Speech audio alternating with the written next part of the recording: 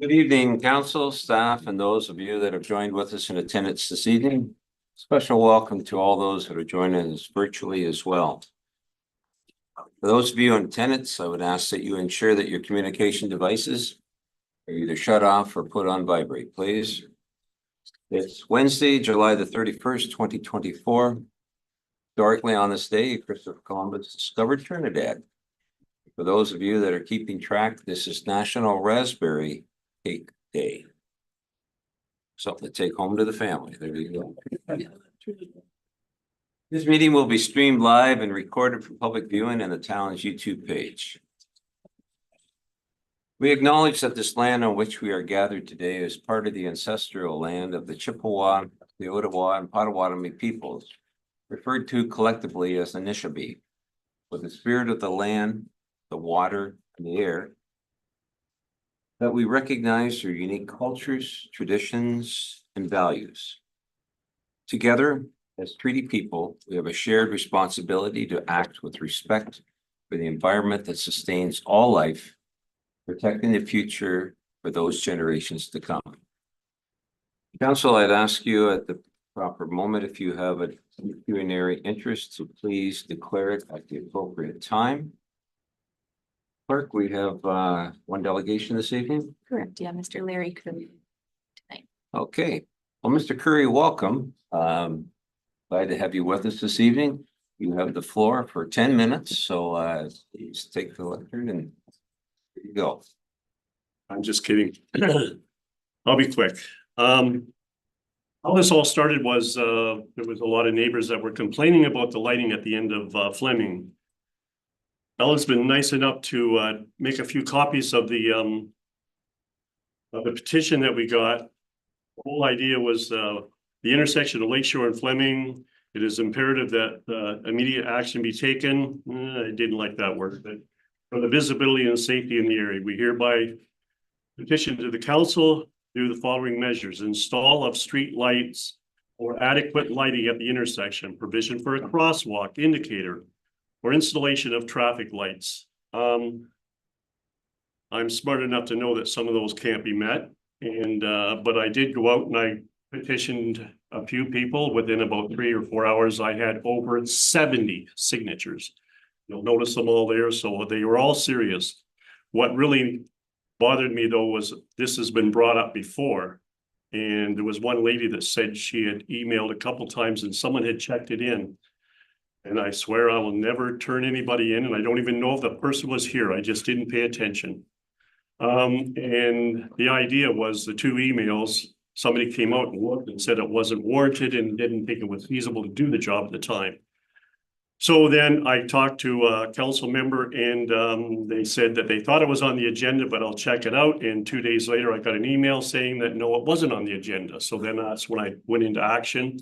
In the meantime, we've already found out, and I'm sure you're aware that these lights have been okay. That's fine. When it happens, that's my concern. I don't need it to happen 4 months from now. I would appreciate it if it would happen as soon as possible. And me being a construction supervisor, I know that, you know, you can't force the hand of somebody else that's going to do the work. So I want to thank everybody for here. This is the first time, and I'll admit it in public, that I voted for everyone that was here. It's never happened in 50 years, and I'm a firm believer that if you don't vote for somebody, then you better keep your mouth shut. So, and I do like to say my piece, so maybe that's why the neighbors invited me to be the retiree that has nothing to do, that's never home and always traveling. But anyways, I took it upon myself and I did this petition. I'm trying to help you out as far as doing as much work as I can, because I know O'Brien sucks, that road. And I do know that before the work that Paul likely started on Lakeshore, that 80% of the people were going down Fleming. Why? Because Fleming was a beautiful road. It finally got done when I bought the property, and they did move the ditch over, like somebody had already told me, because I asked the question, when is this going to happen?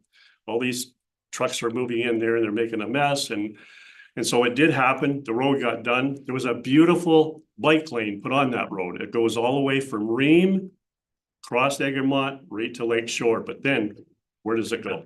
It's a dead end.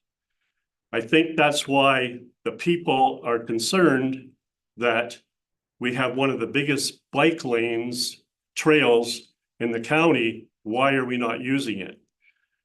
And so the idea of the lights was the first indication that I want.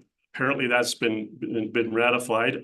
And maybe one of your council members or you, Mr. Mayor, can answer me the question, when will it be done? Will it be done as the road, or will Paul be able to answer it as the road is being finished, or will it be done 2 months or 4 months from now? I think that's what people are concerned about. Go ahead, Paul. Thank you. Oh, sorry. I'm used to running this. I know you are, Larry. That's okay. Sorry. I appreciate the help. Through you, your worship. The entire project is being administered by the county of Plympton. So Lakeshore is a county road. They have told me that their goal is to implement those lights this fall. That's the timeline that I was given by them. Anyways, that's not the answer I was looking for. I understand that I've been through this before, obviously in Brigden too. Are you telling me that Lake Shore is in the middle? So the middle road that goes south is Lambton, and then the village owns the other half? Because obviously Fleming is in Plympton, whatever, Wyoming, Plympton. So does that mean the borderline is in the middle of the road?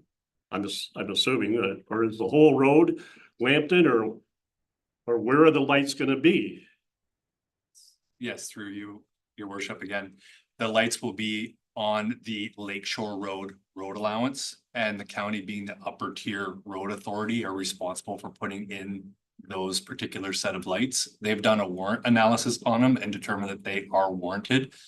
Again, unfortunately, the timeline that I've been given is the fall. I can follow up with them and see if that could be expedited in any way, but I'm just giving you the information I was given. I think the petition will help you out as far as maybe either contacting what I think we're talking Kevin Marriott or something like that. I don't know. And I'm sure that Hydro One has something to do with it. And I know because of construction on pieces of property that they have their own timeline, and it's not always to suit you sometimes. So yes, I would appreciate that if you would look into that and see if it can either be moved up, or it's going to be fall and it's going to be foggy. And I'm telling you, I've had so many people tell me that they ran right through Egremont because they could not, or right down Egremont because they couldn't find Fleming.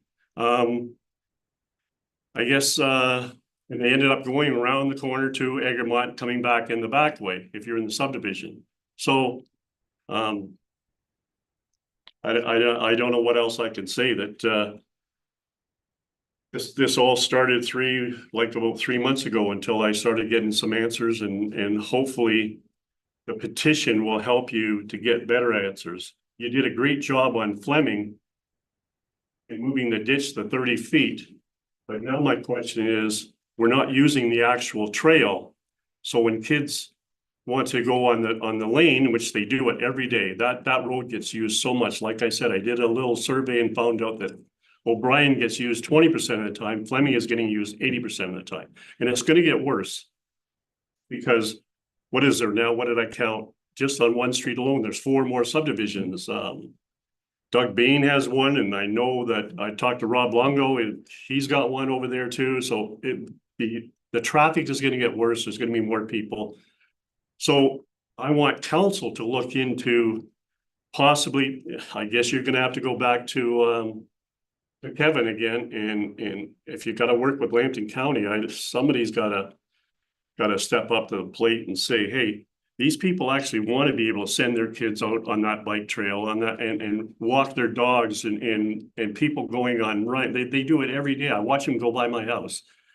And so they want to have access, but if it goes to a dead end and they can't cross Lakeshore, because I was the one that went on my bike before Paul started the construction and found out that I rode my bike up to the end of Fleming and there was a white car coming, and I'll admit he was going slow, but I did not see the other white car that was beside him, both going the same way into Brights Grove. And when they hit Fleming, I'm sure that guy was doing 110. I would have got smucked. No doubt about it. I've heard this complaint about before, but because I see not old farts like me in the neighborhood, but there's moms and dads that have young kids and they have bikes and they're going to use it more and more often. So I guess that's why we put the crosswalk indicator. Am I asking you to do something like you did it, or sorry you did it at Mike Weir Park? I don't know. I just want you to put it on the agenda for now, and I want you to look seriously about it, knowing that eventually it may have to happen because of because of the traffic. It's like I said, it's not going to get any better. It's going to get worse. So do I expect you to do exactly what a couple of my neighbors they were in the other subdivision, but anyways, they weren't close to me. They know me better than that. One suggested that we have a stoplight there, and like I already told a couple members that, that's not going to happen. Are you kidding me? They didn't even do it at 26. 26 is a main road. I know that. You have to use that as a main road. So in the Lambton County, that's not considered. They have a different speed limit than that, because I've got caught in that stupid road and I know it. And yes, I was speeding at the time, but and so the roundabout was the smartest thing that they could ever have done. And then somebody else, another neighbor says, well, before they put a stoplight there, they're going to put a roundabout. They're not going to do that. You got to, and I have to walk away because I don't want to embarrass them. The reason you can't do that is because obviously the gravel road is right there going straight through Fleming. It goes nowhere. Why would you want to do that? But the best thing that I've come up with to help you people out is the indicator. I know what you're going to have to do, and I know everybody, all the 70 people that signed that are for, is to slow the people down there. It's outrageous. And with the new pavement, it's going to get worse. Now with the passing lane, I thought at first when they were talking about a passing lane, they were going to go from Fleming, and now you've got to vision yourself going south, and you're right at the end of the road, stop sign, and you're going to turn either left to Kamlaki, or you're going to turn right to Brights Grove. I thought they were extending that over to cover up, maybe 10 feet of pavement to cover up all those potholes, because the trucks make them all the time. And that would be a lane that they could, turn off and somebody could go the other way. Or coming from Kamlaki into Fleming, they were going to make that, they were going to extend it out, but they're not. They're making the road. I talked to Brendan, who's the inspector out there, and they're making a passing lane in the middle, which means you can either likely go left, whether you're coming from Brights Grove, or you can go left, or you can go right when you're coming from Kamlaki. That's fine, but that doesn't slow the people, and I'm a bad example of that too. It does not slow the people down, because when they see somebody with turn signals and they see a brand new paved road over there and they know nobody's coming, they're just going to speed up and keep their 100 kilometers an hour. And it's a nice idea, and yes, it has to be done, but that's not going to slow the people down as far as using that end of Fleming to be a crosswalk. And I've seen other places to help you out too. I've seen other places where they put a speed limit and put signs up that stipulates that there is a crosswalk here. Maybe they don't have the lights up yet, but it stipulates there is a crosswalk here and you must slow down. And the speed limit will go from, maybe it's 80 or 90 out there. I don't know what it is, and it has to slow down to 50 or 60. So that might be an option. All I can say is that you guys did a great job on Fleming. I'd hate to see it not being used and finding people that couldn't, but I did my due diligence in making sure that 80% of the people are using that Fleming Road, and only 20% on O'Brien, because that road sucks. It's rough. Well, thank you, Larry. You've done a tremendous amount of work here, and we certainly do appreciate it. What I'd like to do is defer this to Mr. De Silva to talk to our county representatives and see what we can do there. And I'll have Mr. De Silva get back to you. That's okay. That's, if you can get back to me, I can get back to everybody else. That would good. We appreciate your liaison there. That's Okay. great. Thank you very much. Okay, thank you. Thanks. Okay, thank you. Sorry. That's later. Yeah, thank you. Larry? Larry? Yes, sorry. Is that your Oh, phone? yeah. I use it sometimes. All right, thank you. Okay, I have going to item number 5.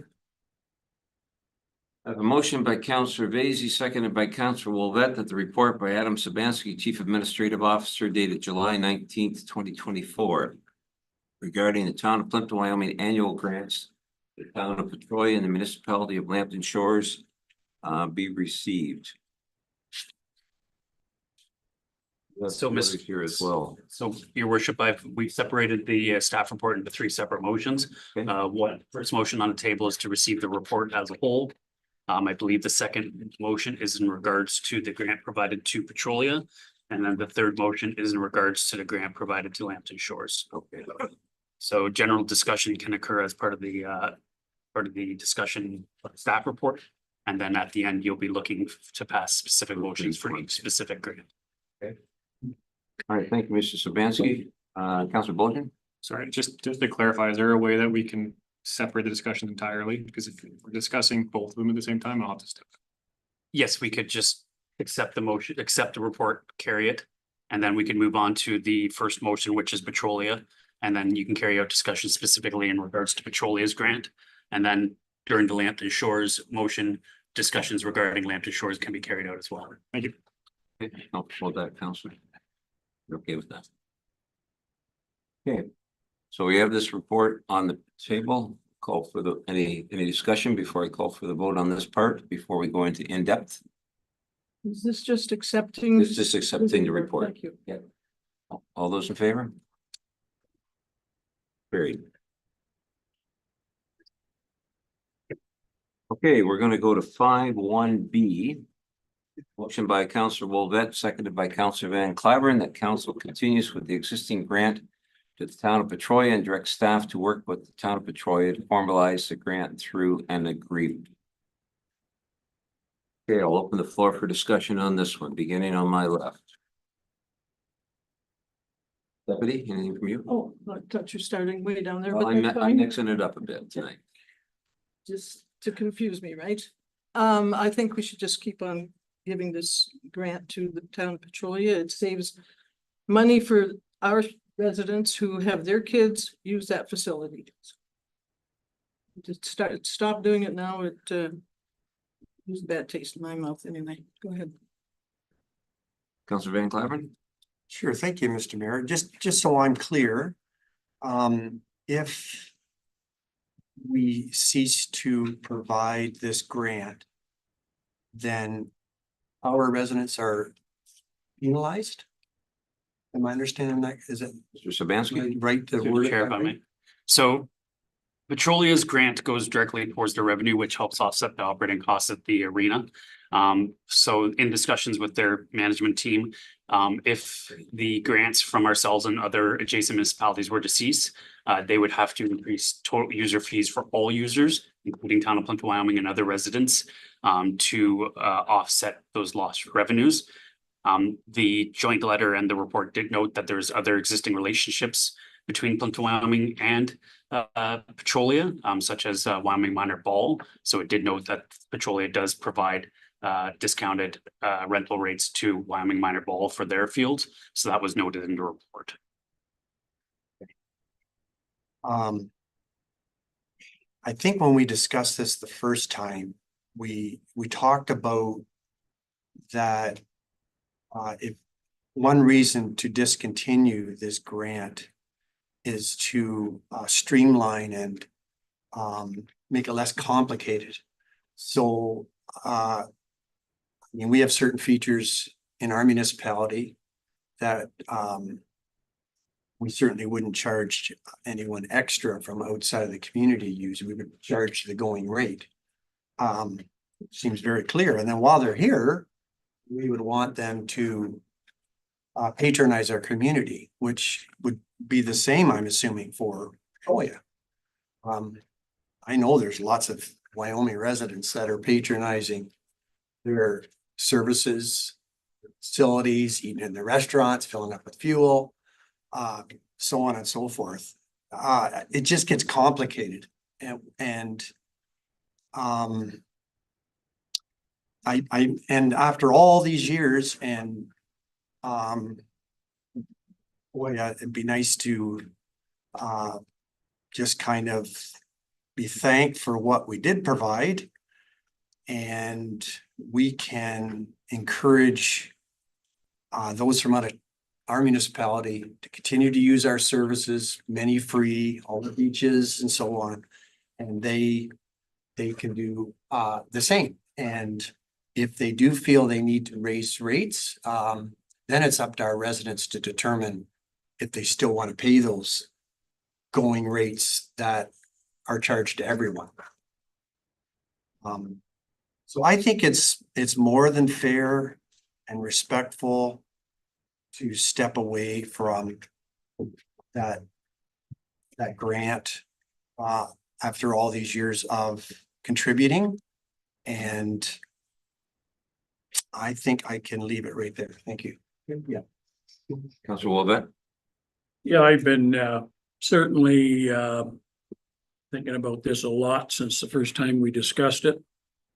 I like the partnership between communities, kind of share and share alike, and it's not just with the ice, the arenas.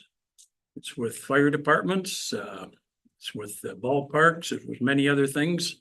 And it creates a very positive environment for all our interconnecting communities.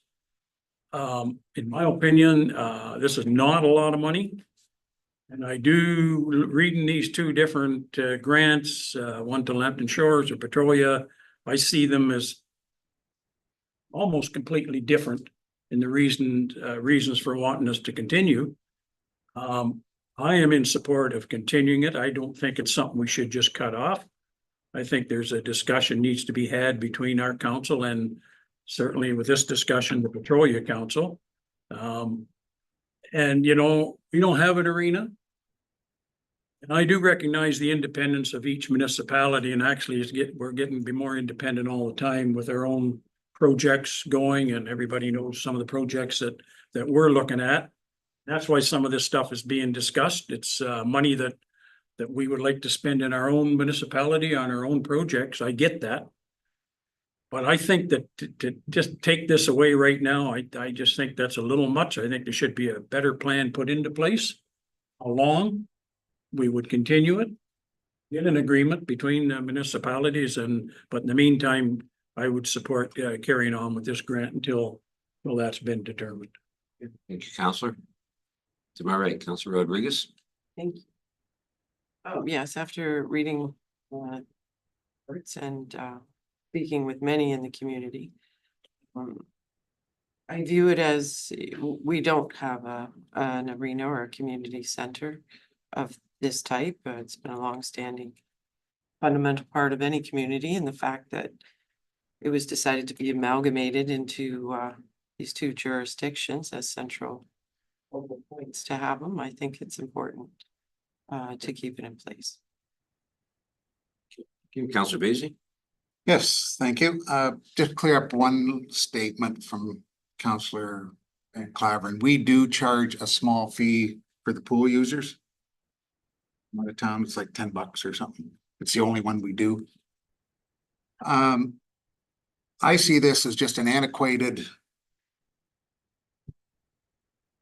budget item that it doesn't make or break either one of us. Yes, we don't have an arena, but we do have two beaches now that have cost us $600,000-700,000 in the last 3 years to maintain. We got a boat ramp that was $110,000 that our numbers show us that not just Petrolia, but Enniskillen and Plympton Shores use it. I've never seen any money come from anybody offering to help with that. Our minor ball pays a small fee to Petrolia to use their fields. But the Petrolia kids that don't have a place to play because sorry, there is no minor ball system there. Come to Wyoming, use our diamonds at our taxpayers' expense. We don't charge our all associations for the use of the fields. So if anything, Petrolia should be giving those their diamonds to our guys to use for nothing. Like say, they're using our fields for nothing.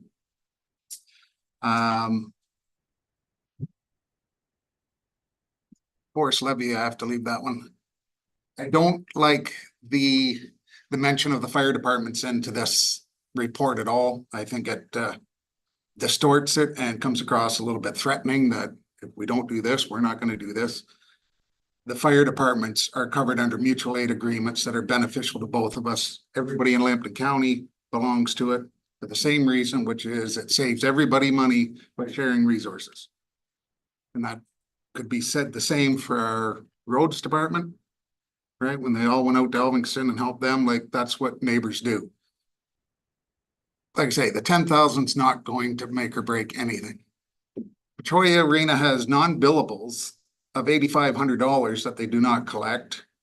And that's not including the taxpayers that we received.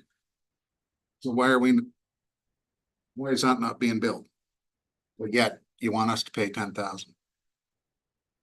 So like I say, the boat ramp was 110 grand. We made $1,100 on it last year. This year we're up to about 4,000. Nobody pays for that. The volleyball courts that we put in, we know are being used by non-residents. We don't charge for those. We all have amenities that others don't have. Our residents use the arena, yes. Our residents go to Sarnia to use the dog park. I know that. Grand Bend to the beach. Our boat ramp is no different. Being good neighbors, we should all be looking at after our own. I think by opening this Pandora's box, we're going to create a huge amount of work for our staff when we're going to bill you $10 and you bill us $10. In the future, we should be doing more joint adventures. I can see a central Lambton arena owned by the municipalities that are using it and would be more than happy to sit on that board. Because it's not fair to Petrolia that they're paying the biggest bill of it.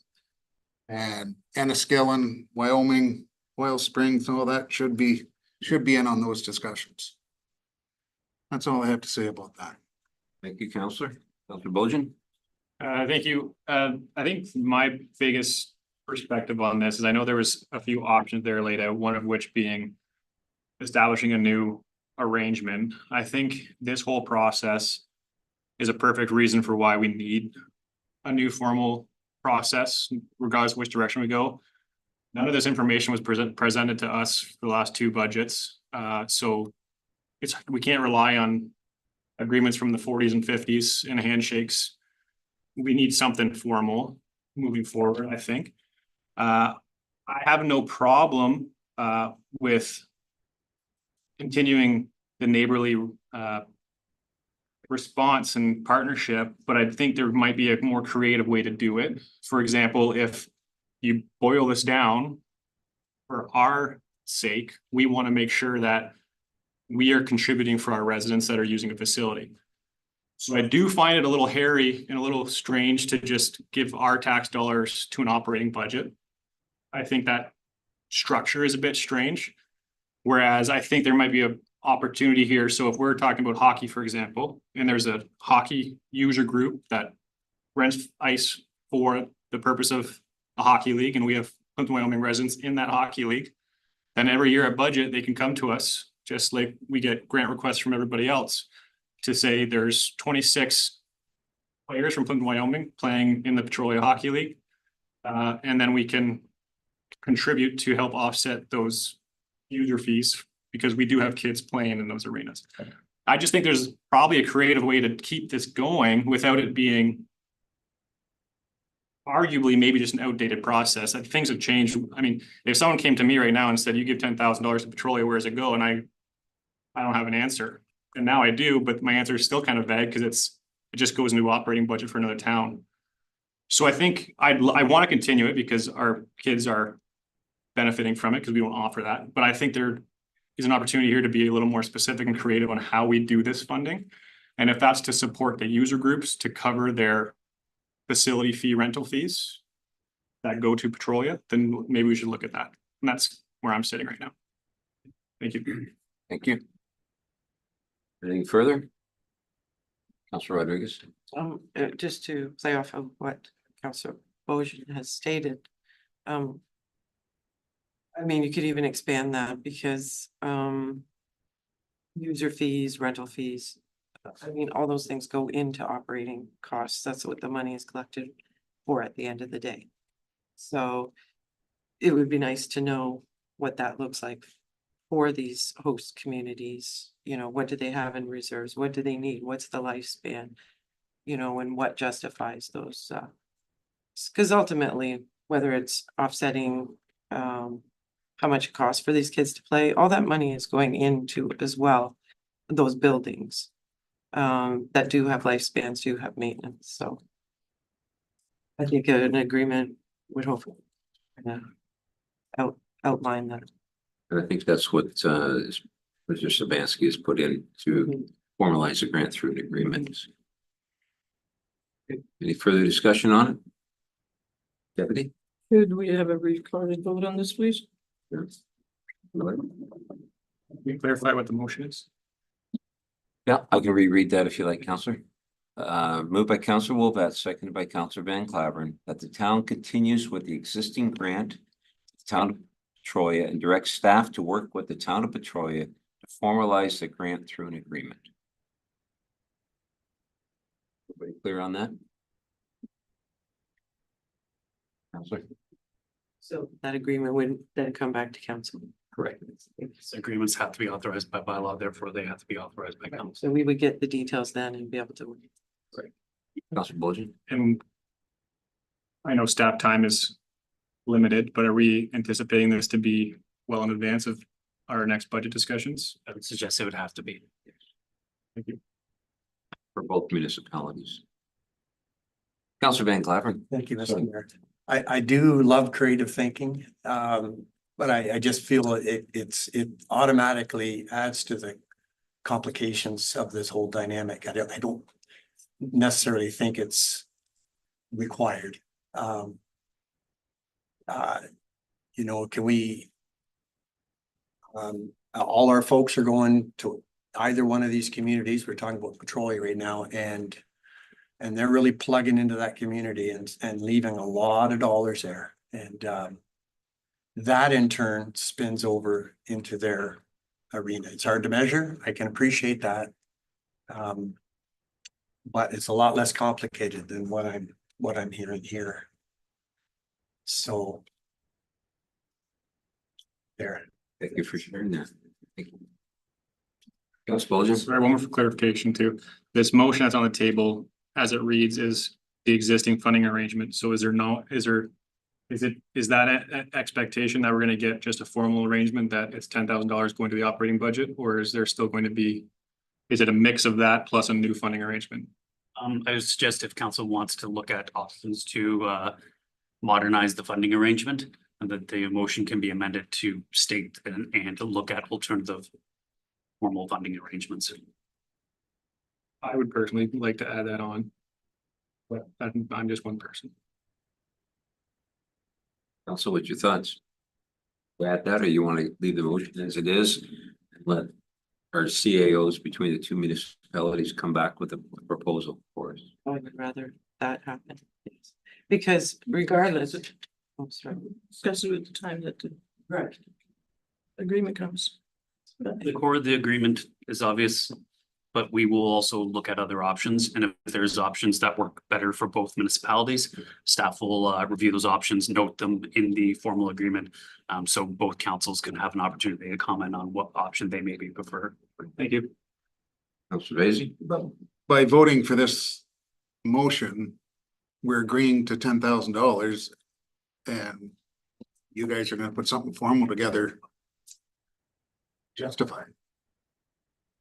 This isn't. Doesn't matter how you. It just says It's formalized. the bread, it's still $10,000 chunk of bread. So we could adjust the motion very basically. Currently, it says work with the town of Petrolia to formalize the grant through an agreement. We What's that, sorry? The council continues with the existing grant to the town of Petrolia. The existing. So I'm presuming the existing is what is in place now. So we could change that to the council continues with a grant to the town of Petrolia and direct staff to work with the town of Petrolia to formalize a grant through an agreement. That little change very much changes the context. I like that wording. Also, what's your feeling on that? Well, it sounds like you want to change the grant. Put down a grant. From what I'm hearing, council would like to discuss, some of council would like to discuss not necessarily changing the context of the grant itself or the value, but look at ways that might work better for both municipalities in a manner of accountability and usability, if you will. But would not the existing motion do that? I would think so. It just says with the existing grant and formalize the grant, so it's more narrow in its scope. Councilor Bojan? I guess just to provide more where I'm coming from, I think the biggest difference with that simple change of one word is because I think if we're gonna do a grant agreement, putting a number on it for eternity doesn't make much sense if the agreement's gonna have something to do with, for example, every year we look at enrollment numbers for Plympton-Wyoming, and if we have an agreement that has some sort of measurable in terms of how many people are using an arena, then that number could change higher or lower. So I think that's why I'm advocating for that simple word change, because next, who knows, maybe one day 75% of their hockey league will be Plympton-Wyoming residents. Maybe we'll want to give a little bit more. Oh, sure. Or If this council's in place, I very much. or maybe it's 3% and we want to give a little less. That's where I'm coming from. So seems some are willing to at least look at alternatives which would require a minor amendment to the motion. The mover was Councillor Wolvet. Do you have an objection to amending the grant to allow for a bit more discussion in regards to what the grant looks like? Well, looking at the memorandum that come from the town of Petrolia there, I mean, the recommendation here is to establish a new formal funding arrangement. This is from Mr. Charlotte Blah. Committee can be established with 3 representatives from each municipality, along with supporting staff, to discuss how best to maintain the existing partnership, support the ongoing operation of the arena, plan for the arena's replacement, the possible location for the new arena. So some of that's been discussed here. So what we're proposing here is really just solidifying what we're gonna give. It isn't talking about all this other planning, right? And we may be overanalyzing it. It says continues with the existing grant. It doesn't say how much that grant is. And then so we may, even though the grant is specific to the existing grant, it doesn't say that we can't modify it, and it's at council's discretion. So I think leaving the motion as is does not preclude me from negotiating alternatives with Petrolia.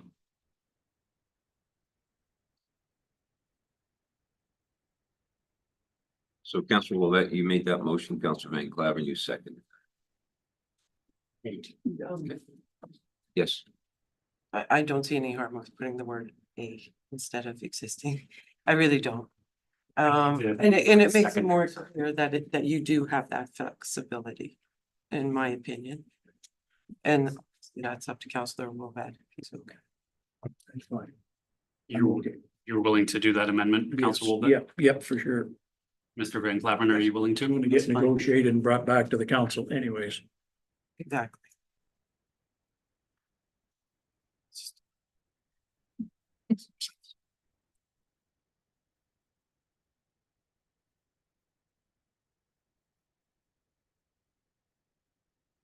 I'll reread the motion. Moved by Councilor Willett, seconded by Councilor Van Claveren, that council continues with the existing grant to the town of Petrolia. Direct staff to work with the town of Petrolia to formalize a grant through an agreement. Are we clear on that? Okay. Sabansky. Councillor McEwen, or Deputy Mayor, I should say. My apologies. Doesn't matter. Yes. Councillor Rodriguez.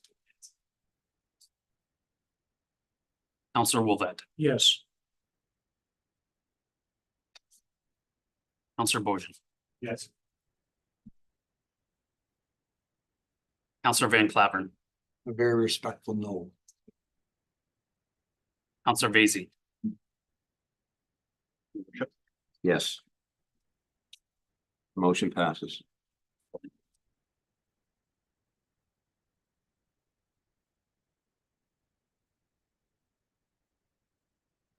Okay, let's go to item 5.1 C. Relating to Shores. Councilor Bojan, you're out. Thank you. Motion by Deputy Mayor McEwen, seconded by Councilor Van Claveren, that council continues with the existing grant. Municipality of Lambton Shores and their staff to work with the municipality of Lambton Shores to formalize the grant through an agreement. Open the floor for discussion on this one. Councilor Rodriguez. Thank you. A ditto. I mean, no matter how you look at it, whether this money is going to operation or user fees, it all is contributing to those host communities. Having those arenas or community centers in those. We'll have a shared responsibility to that for our community and everybody else's. So. Thank you. Councilor Vasey. Yes, I don't know how you can give it to one and not the other.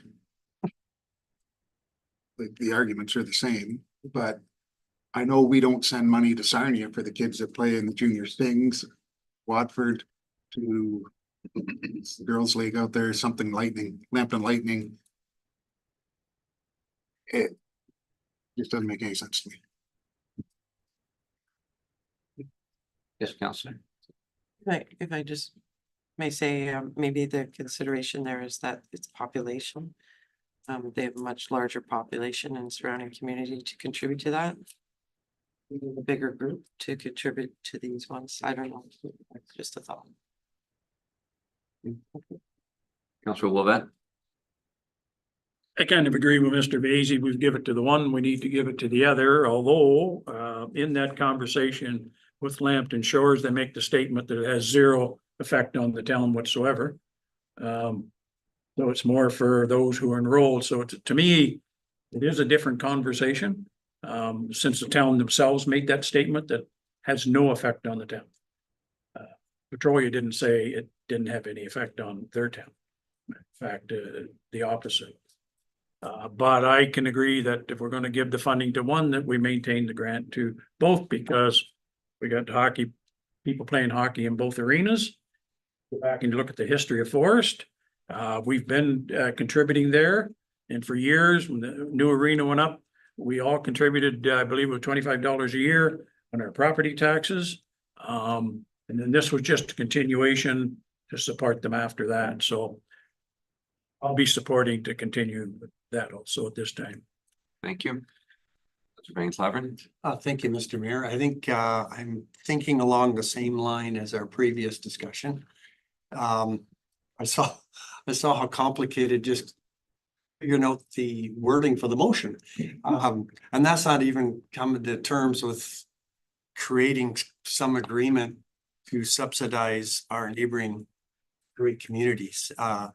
We sure can't look at this that if this is withdrawn, that it's some kind of penalization, because it sure isn't.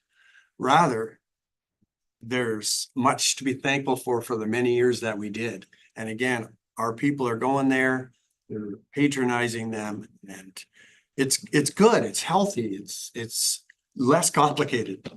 So I'll leave it there. Thank you, Deputy. I'm in favor of.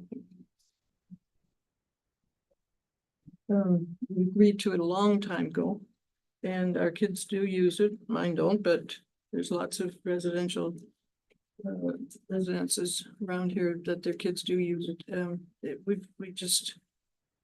We're not going to stop it, and I think I was one of the movers or seconders, and I don't agree with changing the to at. You were the mover.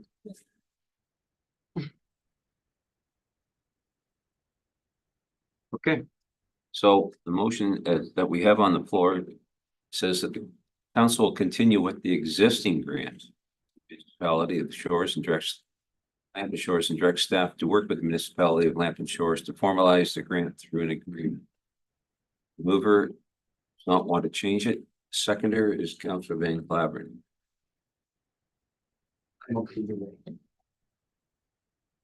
That doesn't help. That doesn't help, but But if we change one, we kind of got to change both. I mean, we're back to that mentality of that strategy. Come on, Eddie. Hebrews. No, take my name off then.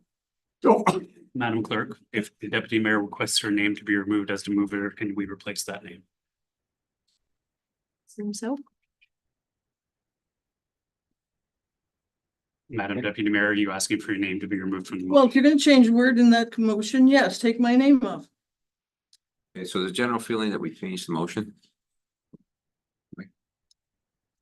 That's it. Me, I'll vote for it. Whatever you want. Matter of consistency and how we thought in the last one, I think it's. Councillor What a Wolf, waste of time. sign that. No. And for the word change as well. Okay. Sit down. No, I won't ask it. I'm only kidding. Give me that thing. I'm just kidding. I'm just trying to make. So just cross out Madam Deputy Mayor McEwen's and put your own, please, and thank you. Oh, what a waste of time. Get rid of these.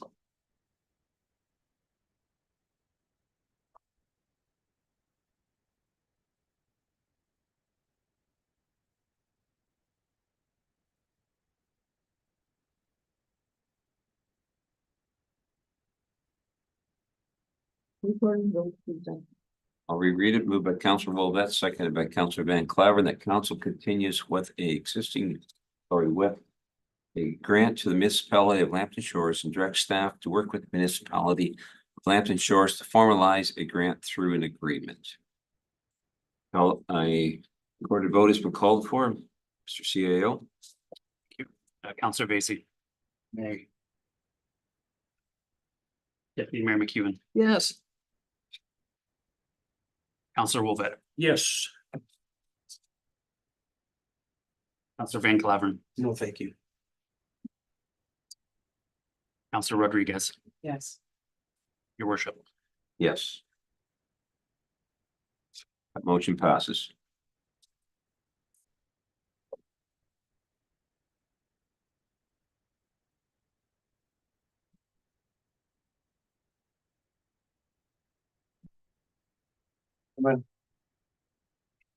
Okay, council, let's go to item 5.2. I have a motion by Councillor Rodriguez.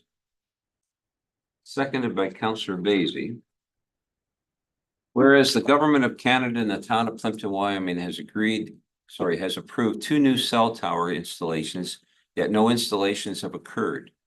ISED regulation states, and I quote, following the consultation and that once the company and local municipality agree, the tower must be built within 3 years, end of quote. And whereas the town of Plympton-Wyoming is not able to utilize all the available modern technology for fire services due to the lack of cell signals and reliable cellular service coverage in our rural and urban communities. And whereas residents of our community are not able to have reliability and confidence in our telecommunications infrastructure for our commercial establishments and economic growth, employment, school, virtual medical appointments, mental health, welfare, and emergency services. And whereas many areas are considered dead zones, causing rural and urban communities to incur prohibitive costs, which include roaming and overage fees and/or alternative resources in order to gain basic and limited communication functionality. And whereas the federal government is already exploring 6G services, yet existing cell towers in the town of Plympton-Wyoming are only providing 3G, which is ending in 2025, LTE and 4G service where these services are even available. And whereas the ISED is committed to have a reliable network and states that, quote, reliable telecommunication networks have never been more crucial. They support not only a wide range of economic and social activities, but also other critical infrastructure sectors and government services, and they are crucial for emergency services and public safety. They are fundamental to the safety, prosperity, and well-being of Canadians, end quote. And whereas the top priority for the ISED, as stated in the telecommunications reliability agenda, is, I quote, robust networks and systems. This means there is a robust architecture for telecommunication networks with appropriate redundancy, diversity, and hardening against hazards with particular care for emergency services. There are systems with controls and monitoring in the telecommunications supply chain, including supplier equipment, is trusted and secure.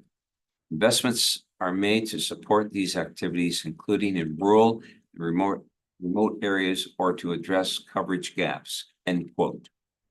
Now therefore be it resolved that the Council of the Town of Plympton-Wyoming requests that the federal government and ISED and make it their priority to push forward with their commitment to provide this crucial infrastructure in a meaningful and timely manner, and provide action and enforcement of the regulations that mandate timely installation of approved self-tower installations. The health and the well-being of our community is at the mercy of our federal government, taking these matters seriously, taking action to reduce the harm being caused to our residents' well-being, and allowing our emergency services to perform standard that our larger urban municipalities are able to do. Thank you. It's that first line. Be out in the movie version shortly. So thank you, Councillor Rodriguez. That's a lot of work that you did for that. Well done. Okay, are there any comments or questions on that motion put forth? Councillor Bojan? Thank you. I just want to add to, and I know I've talked to Mr. Spansky offline. So in addition to this motion, I just want to ensure we have some sort of staff direction from council to try and, where I know St. Clair Township is currently in process. I've heard that the OPP has concerns. So I'm just wondering if we can give staff direction to open up some communication if they have not done already. I think they have, just to kind of see if there's an opportunity to teamwork here. The more municipalities, the better. Mr. Sabansky? Thank you. Yes, we have started to communicate with some of the telecommunications company. We've messaged Bell Canada without response to date. We messaged the applicants on the Freedom Mobile application without any response to date. SLEP has some experience working with telecommunications company, and they are going to assist us. They agree that telecommunications are very important to economic development and are willing to help advocate for improved cell reception throughout Lambton County. So I will take this as direction from council that we will continue to advocate for improving cell service in Plympton-Wyoming, and we will work with whatever agency can help us to do so, and contact every telecommunication company with plans to build in Plympton-Wyoming to encourage them to do so. That answers your question, Councillor. Thank you. Councillor Rodriguez? Thank you. And talking about the regulations, and I just wanted to add, because I think this is a big shortfall for this particular, this ISED, is the 3-year stipulation that is just not being enforced in this area. We have approval on one of our properties in Sarnia that has sat there for probably 8 years without an installation. I mean, these companies are subcontractors to go out, get these approvals, the land spec, get everything done, and then they are kind of at the mercy of these large cell companies to get the ball rolling. They always prioritize these large urban centers, and rural areas are just getting left far behind. Same thing with when it came to fiber, and we need to really start being, and I totally agree with Councillor Bojan to have a collaborated effort with all the municipalities. I think it'll have more teeth to get something done here, to get real movement going. Just advocating isn't enough. I don't feel we need to have some real teeth. Maybe that could be something too that the county looks like. totally, let's get everybody on board there. And this is why I've left it, CC, somebody filled it in. Or municipalities, did you do? Oh. And I didn't know how else it should go to, you know what I mean? Or whether there's something at the county level that could be added or. Talk to them and see what we got. Right, because we really do need to get some. Definitely. We're getting calls from people all the time about it, Mhm. residents that are having issues. And it worked for fiber. We ended up getting pushed way up the list on fiber as a priority area, especially in our north end. When we were being left behind, by really pushing the subject, so. I think it's possible. Councilor Vacy, anything from you? It's well written. Councilor Lovett? Other than our MP should be involved, Ledoux should be involved in this as well. I know it's a federal level, but Mr. Bailey also, because he's very well aware of the inadequacy of cell phone reception out along the lake here. So I think rather than just municipalities, they all should be brought into the I'll conversation. be with our MP and our MPP tomorrow, so it'd be a good opportunity to bring that up. Okay. Thank you, Councilor Van Claveren. Yeah, just a short one. Thanks, Councillor Rodriguez and staff for seeing a need, chasing it down, fleshing it out. You got the these and the thous and the theys and all in place. And if these folks, I'm assuming they kind of secure an area, even aside from just the lot, now that they've got a claim to that area, nobody else can come in. Is that accurate? So then let's get them resold or whatever we need to do. Yeah. Excellent. Or enforce their regulations. Fair enough. Yeah. It's towers out.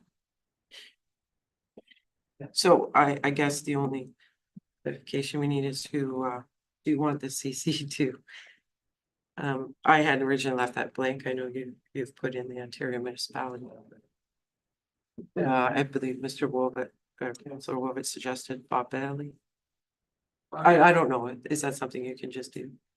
I think we should also notify our, wouldn't hurt to do our county as well.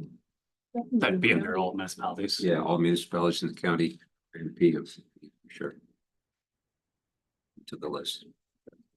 Deputy, anything for you? No, it's been well covered. All right, all those in favor? That one. Your Worship, before we move on to the next item, may I make a suggestion? That we move on to 8.3. We have the applicant with us here. Instead of, You know what? I just talked to the clerk about that. I think like Not the same. All right, council, let's jump to 8.3 on the agenda. I have a motion by Councilor Bojan, but I'm looking for a seconder on this. Councilor Rodriguez, would you second that one? After that, we're going to be going to a drainage meeting at 6 o'clock sharp. we definitely want to get yours dealt with before we go into. You can stay. So I have a motion by Councilor Bojan, seconded by Councilor Rodriguez, that the report by Adam Sabansky, Chief Administrative Officer, dated July the 12th, 2024, regarding a facade and structural improvement program submission for 600 Broadway Street be received, and that council approves the application for funding. Council, any questions on this one? I'll call for the vote. All those in favor? Carried. Thank you and welcome to Wyoming. Yes. So, okay, so now we're going to take a 2-minute break and we're going to go right to drainage. Thank you. And Councilor Van Claveren, the show is yours. Who do you have sitting out on this one? It would be yourself, Mr. Mayor, and Councillor Vacy. Okay.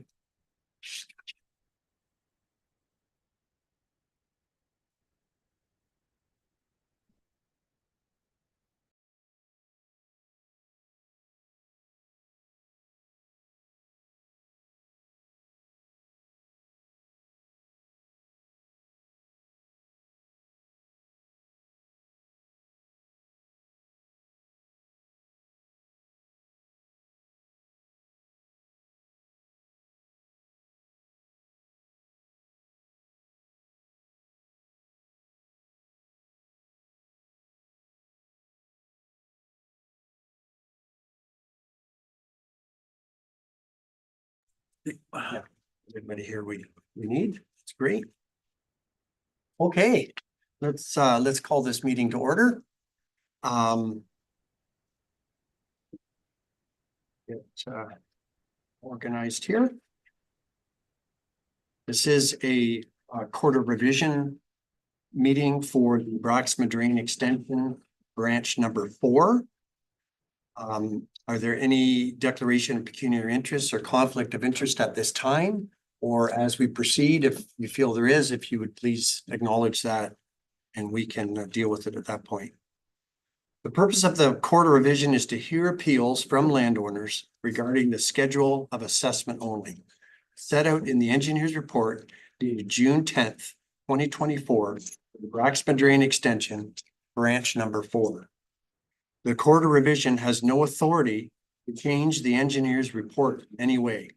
The schedule of assessment may be altered, but the total must remain the same. If one assessment is reduced, then other assessments must be increased to balance. Allow me to introduce the members, court and staff. Councillor Bob Wolvett, Deputy Mayor Nettie McEwen, Councillor Alex Bojan, Councillor Kristen Rodriguez. We have Drainage and Engineering Coordinator Elizabeth Cummings here, our Drainage Clerk Jessica Wilson, Director of Public Works Paul De Silva, Deputy Clerk Ella Flynn, and CAO Adam Sabansky. Our engineer on this project is Mr. John Spreet of Spreet Associates, and he will now speak with us virtually online. Mr. Spreet, good evening. Would you speak to the assessment schedule, please? Good evening. Can you hear me okay? I'm not hearing you, sir. Are you on mute by chance? Oh, no. We're No, turning I'm not up the on volume mute. here for you, hopefully.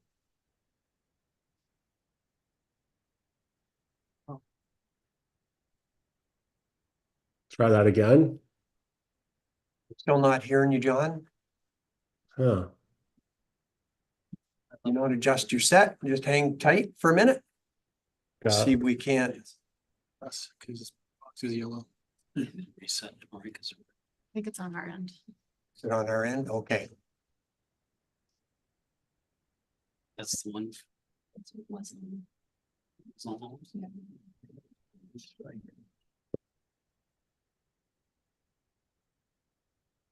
Technology's so good when it's Oh, functioning. just Yeah. wonder. Good as cell phones, right? Well, that's a good, for sure. Technology still. Right, that's what I'm saying. Yeah.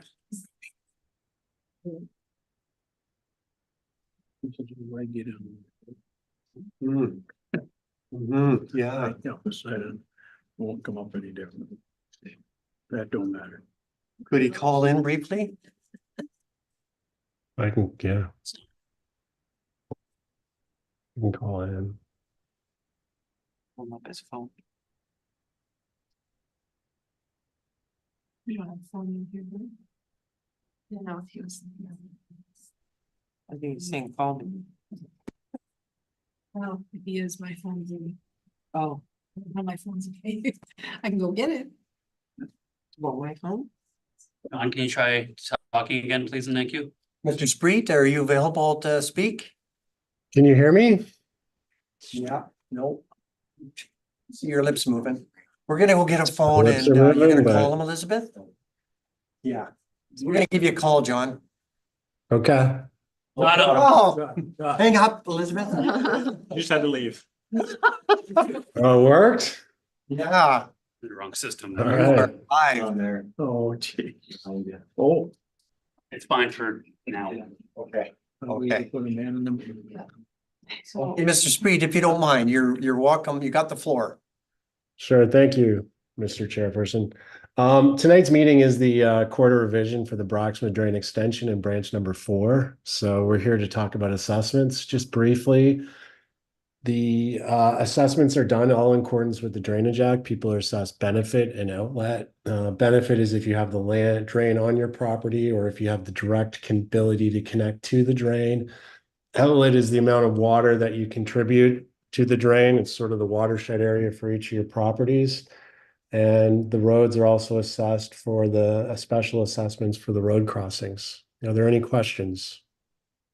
Any questions from the gallery? Mr. Zanting?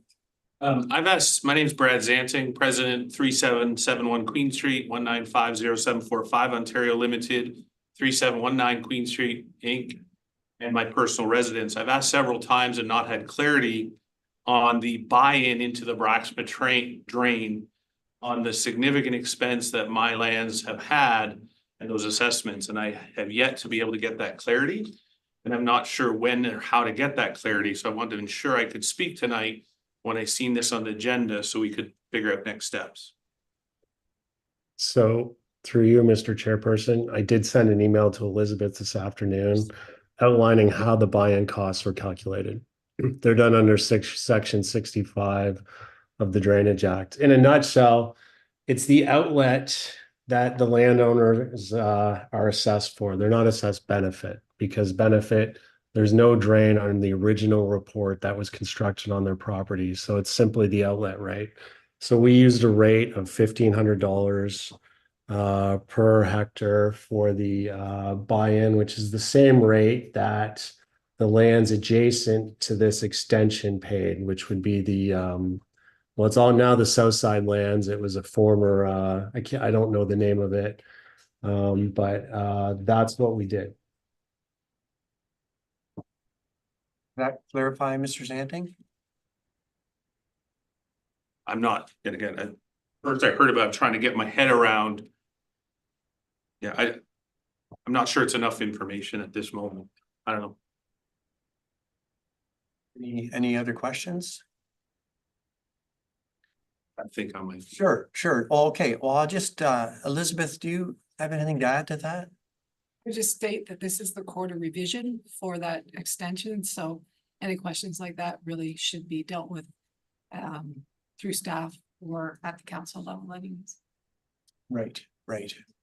My only comment to that is you may be correct, but we weren't getting that answer, number one.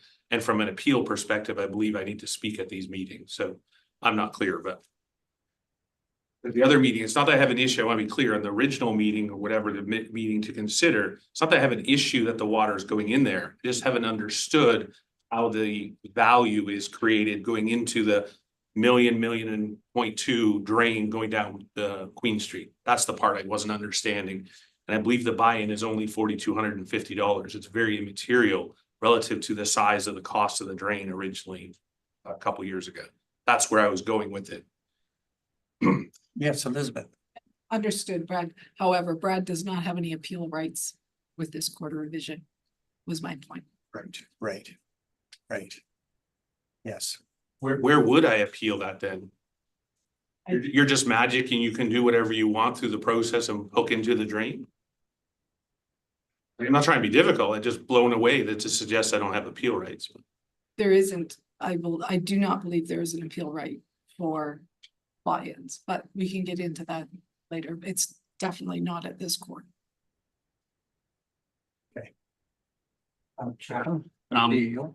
Apparently we're having a challenge opening up the schedule of assessment.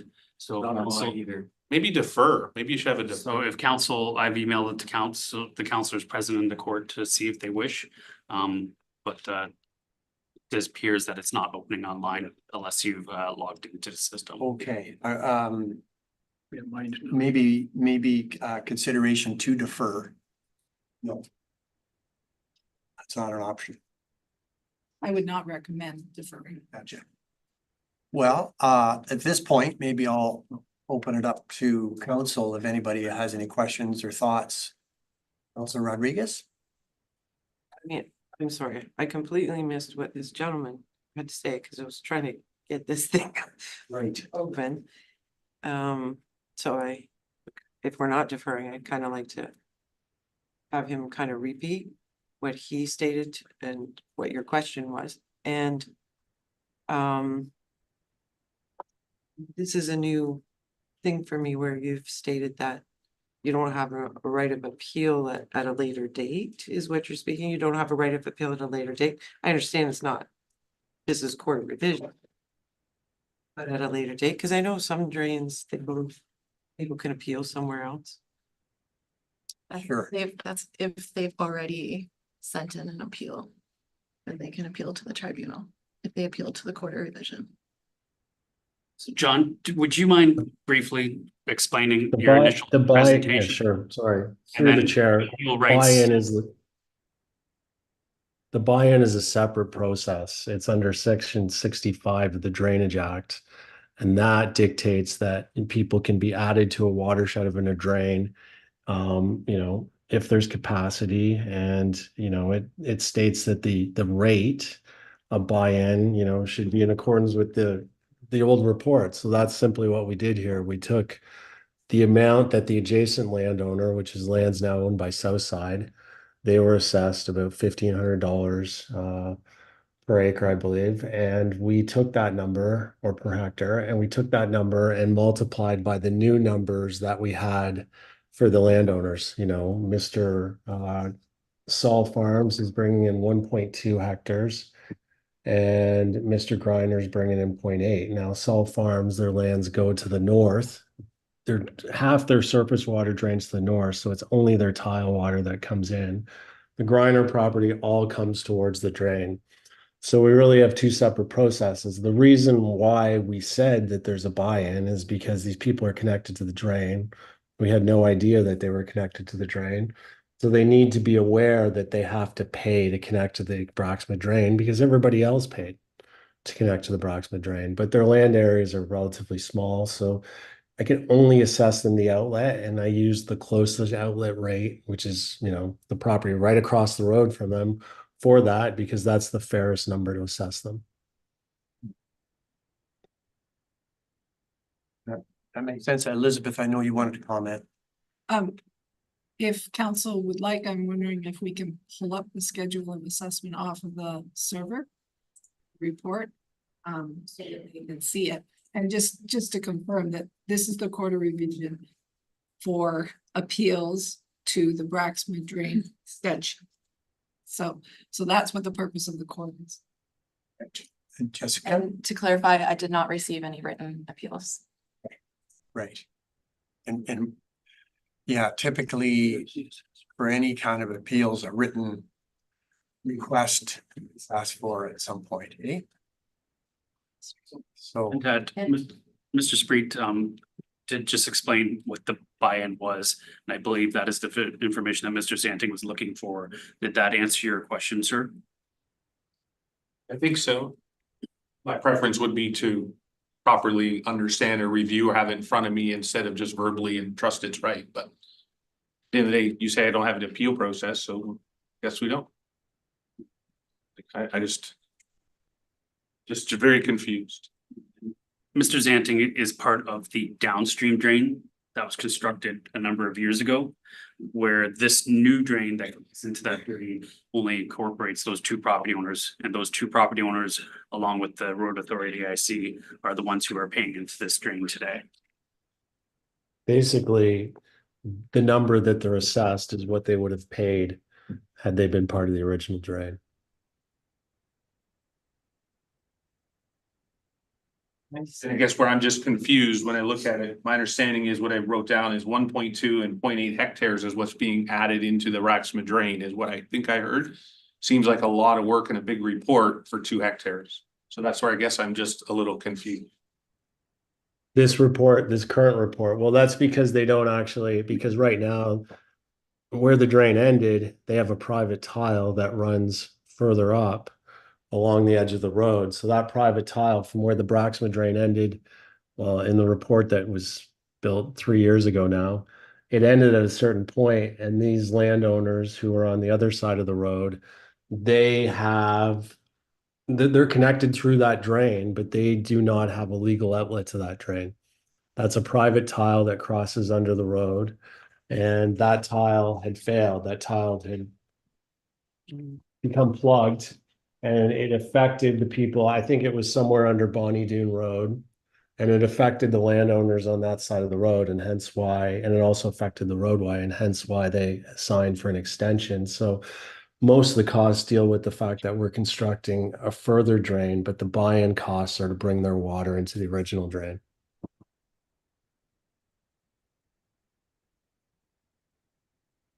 There's mud, sir. Sure, no, it's not clear. I guess I'm just still perplexed how you have $77,000 drain for 2 hectares.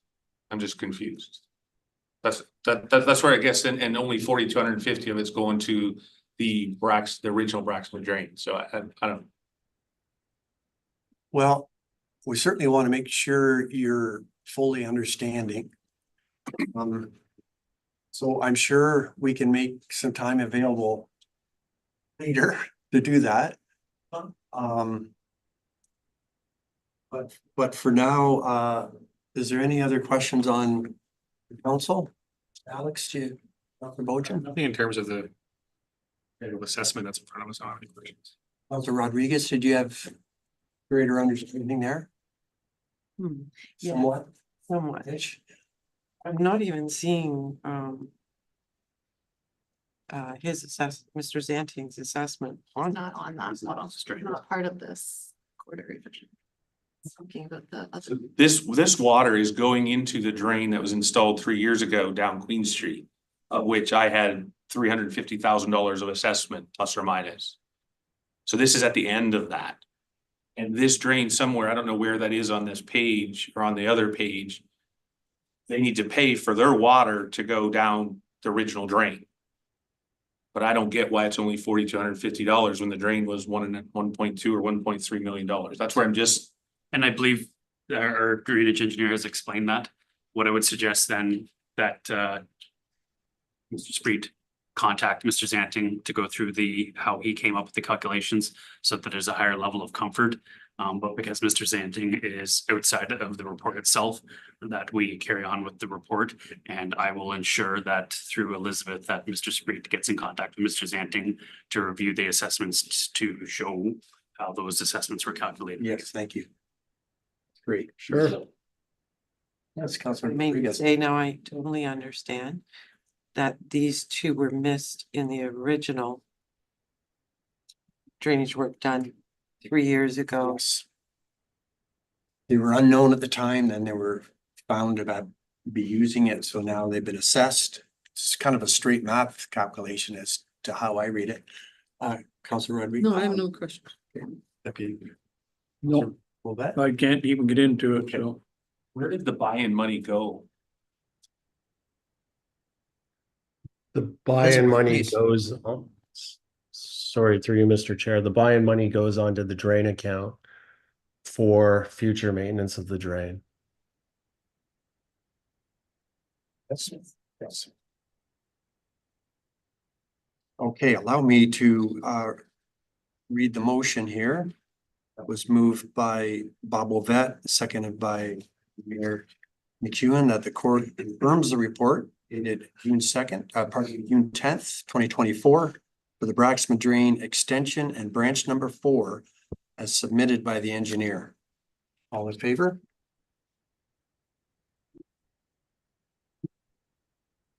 Carried.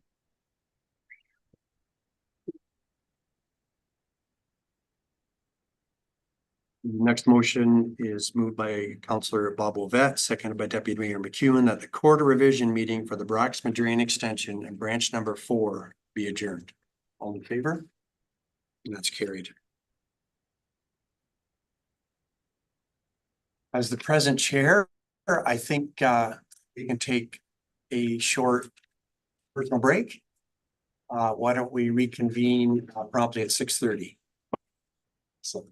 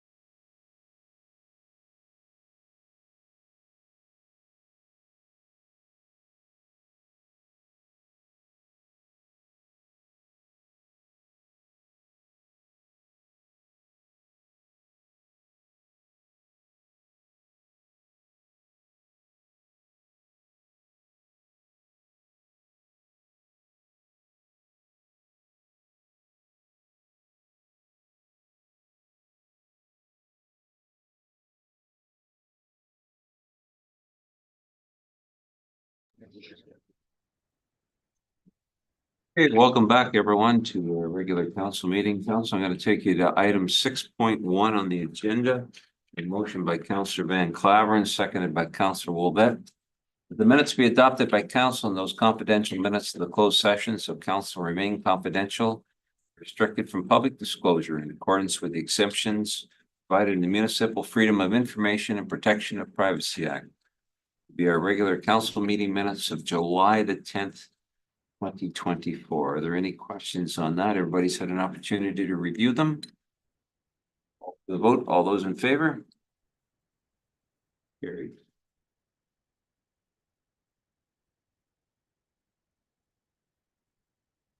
Okay, council, let's go to item 6.2. I have a motion by Deputy Mayor McEwen, seconded by Councillor Bolgen, that the minutes be adopted by council and those confidential minutes of the closed sessions remain confidential and restricted from public disclosure in accordance with the exemptions provided in the Municipal Freedom of Information and Protection of Privacy Act. That would be our Wyoming Public Cemetery and Inactive Cemetery minutes of May the 9th, 2024. Cemetery tour minutes of May the 23rd, 2024. Our Special Events Committee minutes of June the 3rd, 2024. Recorder revision minutes for the Maple Street Drain, the 26th of June, 2024. Recorder revision minutes of Montgomery Drain, Perry and Harrison Branch, 26th of June, as well as the Stonehouse Drain Court of Revisions, the same date, June the 26th. And the consideration minutes of the Braxmas Drain Extension and Branch number 4, 26th of June, and the consideration meeting minutes of the Salt Drain, bracketed 2024 on July the 10th, 2024. So we have Councillor Wolbett here for the cemetery, Councillor Bolgen for special events, and Councillor Van Claveren on the drainage portfolio. Are there any questions, councillors? Hearing none, I'll call for the vote. All those in favor? Carried.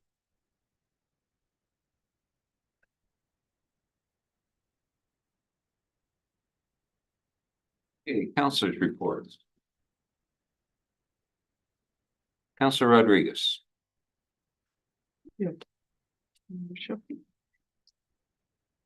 So during our last Plympton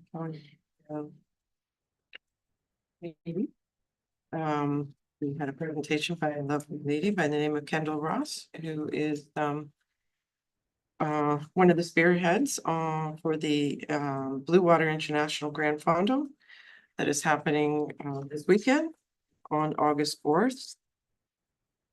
And all course runs will involve roads in PW, so I'll have an extra eye out and vigilance for the over 1,000 riders from across the world. This event's held in May.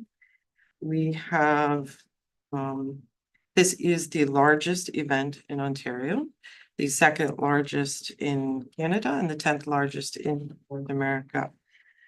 We will be welcoming riders from Africa, Switzerland, and South America even. We'll converge in Brights Grove, and there will be 4 different course runs. One is 30K, the second is 50K, the third is 100K, and the last is 150K. So we have some very hard working, talented cyclers coming through our area. The beneficiaries of this are going to be Blue Water Health, St. Joseph's Hospice, and Blue Water Palliative Care. I just want to note the short-term stays will be definitely overflowing, and I hope they have a positive and welcoming. Okay, thank you. Deputy Mayor. Oh, I don't have anything to report. Okay. Doesn't do much, I guess. Councillor Vaizey. Not a whole lot to report. Committee of Adjustment is canceled this month due to applications, which is good because we're probably about 5 meetings ahead of last year already. Parks and Rec, there was no meeting this month as well. And I think with everybody, we all attended the open house at Kamlaki for the rink the other night. That's about it. All right, thank you. Counselor Van Claveren. Nothing to report, Mr. Mayor, thank you, but I was speaking with a representative of the Lambton County Plowmen's Association today, that I know you're familiar with those folks. And they're having a local plowing match at the farm at Keith and Alma Hart at on London Line on August the 31st. So something new that Saturday. It's a neat old fashioned time. They are going to have at least one team of horses there too. Oh, sure. Yeah, so that'd be cool. And Keith's turning 90. Yes, Keith is turning 90. Right. Yes, I think I plowed in that last year. Yes, they said that. Came in second. Trying to recover from that yet. Why they bringing horses in this time? They had horses last year as well, Mr. Basie. Thank you. Be more familiar with that. Counselor Bolgen. Thank you. I just have, 2 weeks ago was the safety day event at the fairgrounds. So I just want to thank the events committee and Natalie Neville for the bike rodeo portion. The event was pretty good. And then the next one coming up is not till there's discussions in place for a Halloween event in Kamlaki with the Optimists, and then of course the Christmas in the Village event with all the user groups. I'm sure those groups will be meeting soon to start talking about that event as well. So we'll have to get Counselor Basie to notify Santa Claus again about that. Yeah. Right, Counselor Wolvett. Yeah, the only thing we had going was the cemetery committee. Wasn't any complainers in there at all. We had the decoration day, which we got a report on. And this year we had very close to 50 people there. Very successful, a lot better than in the past. So decision was made. We were going to carry on decoration day and advertise a little more like we did this year. And yeah, just keep it going. I also attended have a look at the new property at Reese's Corners, as we all did, I believe. Very impressed, and we certainly attended the proposal out at Kamlaki for proposed ice surface out there. Also, I was going to ask you and you may have said this last month, the Farm Safety Day, that was, I believe, in Elviston this year. That was in Elviston, and very successful. 214 kids were there. As a matter of fact, we're only supposed to have a couple hundred, but we went over by about 14. Very successful, and I'm not sure where it's going to be next year. We just had a farm safety meeting last night and it was not determined, so I don't know if it'll be coming here next year or elsewhere, but that'll be decided. I don't think we meet again till October. Farming to do. And John took my thunder there on the plowing match. Thank you very much for that. You're living out there. It's almost your neighbors. So the last one of those things that I attended, I did an excellent job plowing. And there's no doubt that I was the winner, but they picked a lady instead of me and I really felt bad, I thought I was the winner. It's those judges. Yeah. So we'll try again this year. All right, thank you. Council, I too attended the safety day at the fairgrounds, and I want to thank the Special Events Committee, as Councilor Bolgen had said, that was well put on, and we had a good demonstration by our fire department on extracting people out of vehicles or tearing them apart. The boys did a great job, and actually Councilor Bolgen was involved in his other role there, and good job there as well. Two is at the proposed rink event in Kamlaki. And since our last meeting, I had the opportunity to attend 2 90th birthday party celebrations for residents of our community. Both very spry, both very giving her every day. So it was good. Council, before we move on, I was wondering if you would be receptive to adding an extra line to this section line in this in our agenda. Besides the council report, would you like to see a senior staff report added to same? I know we all get some information from our senior staff, but if we did it all at once, we would all get the same message. And it just saves a little time. We can get an update either from Mr. Sabansky or his designate on what's going on within the community, what they're working on. Does that sound feasible to everybody? Sure. Yeah.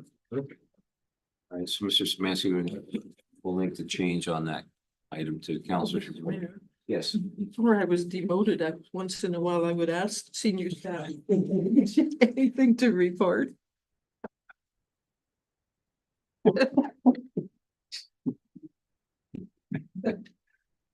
No, no answer. Bring a note down here. Okay, let's go to item 7.1 accounts. Deputy Clerk, anything on that? All right, let's go to staff reports. Item 8.1. I have a motion by Councillor Van Claveren, seconded by Deputy Mayor McEwen, that opened the report by Elizabeth Cummings, Drainage and Engineering Coordinator, dated July the 25th, 2024, regarding the restoration works for the O'Brien Branch A drain. Quotations be received. The revised quotation from Cope Construction, $58,921.96, including HST, be accepted, and bylaw 101 of 2024 be approved and taken as having been read 3 times. The mayor and clerk be authorized to sign the said bylaw accordingly. Questions on this? Call for the vote. All those in favor? Carried.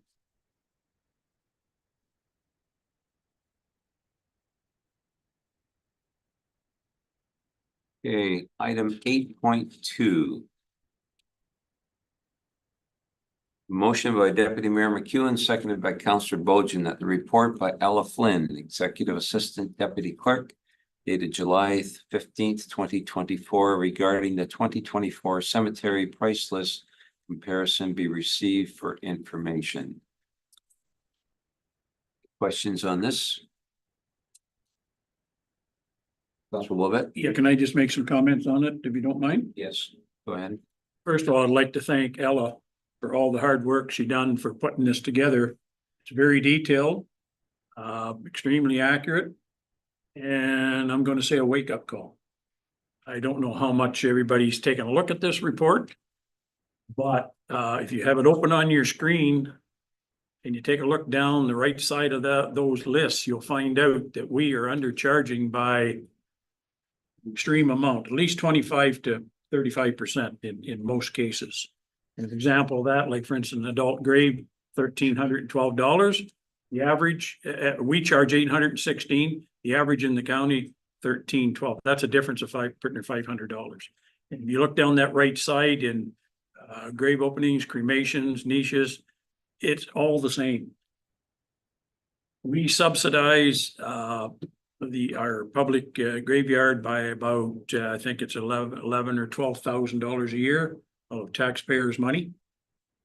And what we're going to be looking at very clearly here come budget time over the next few years, this is not something that we jump right into with both feet and double the prices, but to be self-sustaining, there's going to have to be some movements in this pricing.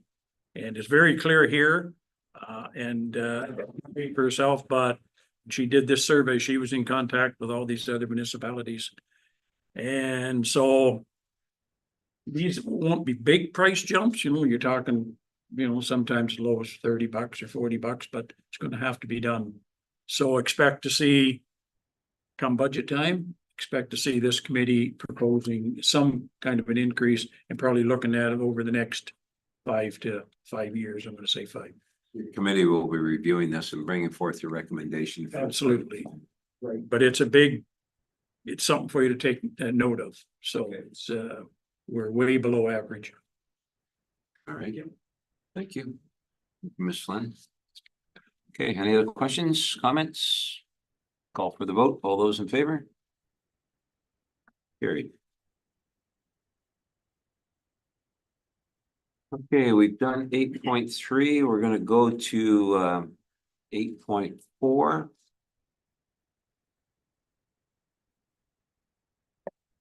A motion by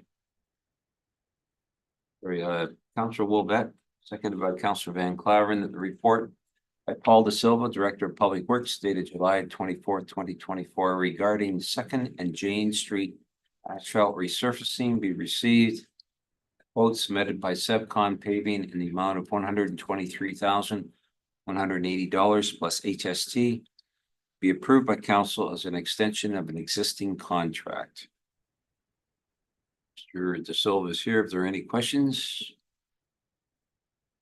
Call for the vote. All those in favor? Carried.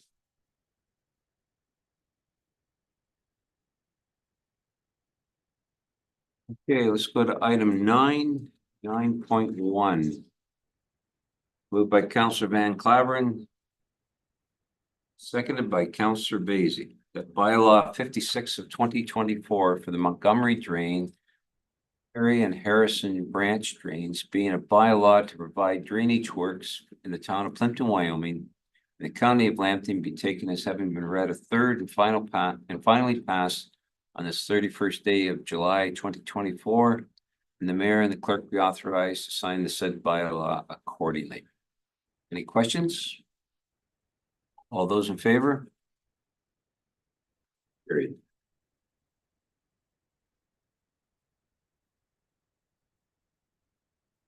Nine point two.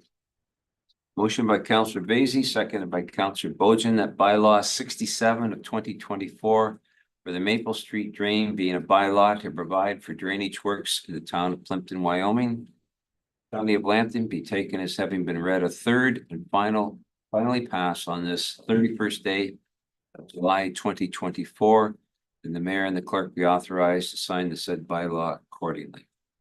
All those in favor? Sorry, any questions? All those in favor? Great.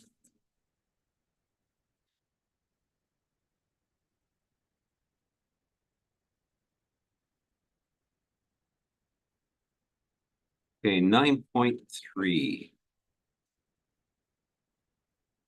Motion by Councillor Van Claveren, seconded by Deputy Mayor McEwen, that bylaw 55 of 2024 for the Stonehouse drain being a bylaw to provide for drainage works in the town of Plympton, Wyoming, the county of Lambton be taken as having been read a third and finally passed, a third time and finally passed on this 31st day of July 2024, and the mayor and clerk be authorized to sign the said bylaw accordingly. Questions? All those in favor? Carried.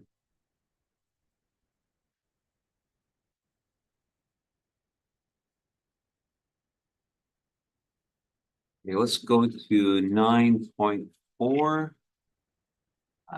Deputy, will you take the chair on this one? I'm going to declare a conflict of interest on this one. Yes.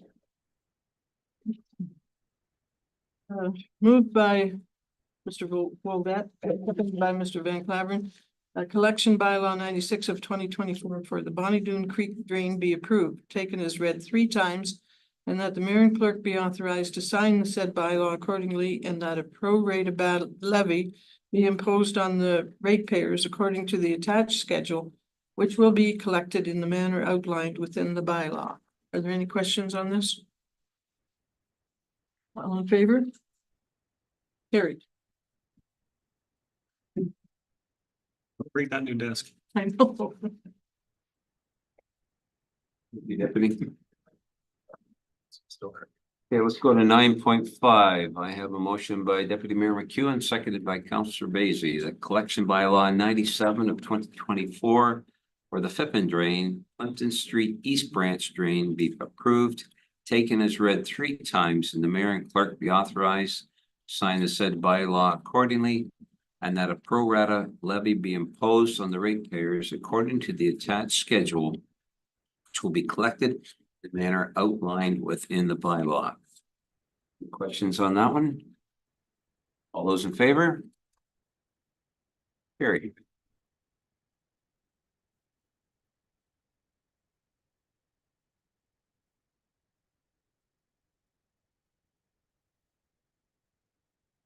(9.6). Moved by Deputy Mayor McEwen, seconded by Councillor Van Claveren, that the collection bylaw 98 of 2024 for the Broadway Street Drain, Plympton Street West Branch Drain be approved and taken as read 3 times, and the mayor and clerk be authorized to sign the said bylaw accordingly, and the pro rata levy be imposed on the ratepayers according to the attached schedule, which will be collected in the manner outlined within the bylaw. Any questions on this one? All those in favor? Carried.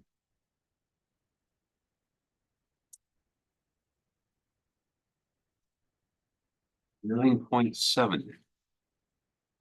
Moved by Councillor Van Claveren, seconded by Councillor Wolvette, the collection bylaw 99 of 2024 for maintenance, repair and improvement of drainage works within the town of Plympton-Wyoming for the 2023 year be approved and taken as read 3 times, and the mayor and clerk be authorized to sign the said bylaw accordingly, and the cost of the works completed be assessed to property owners based on the attached schedules of assessment collected in the manner outlined within the bylaw. Questions? All those in favor? Carried.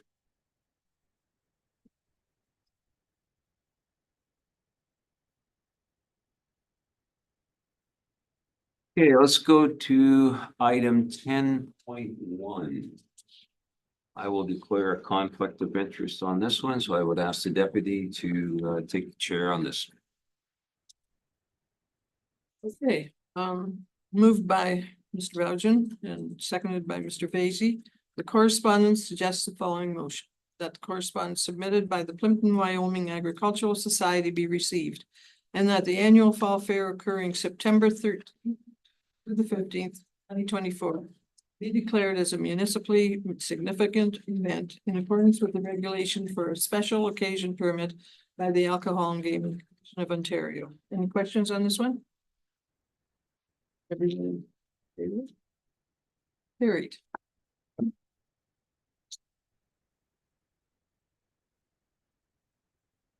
Deputy?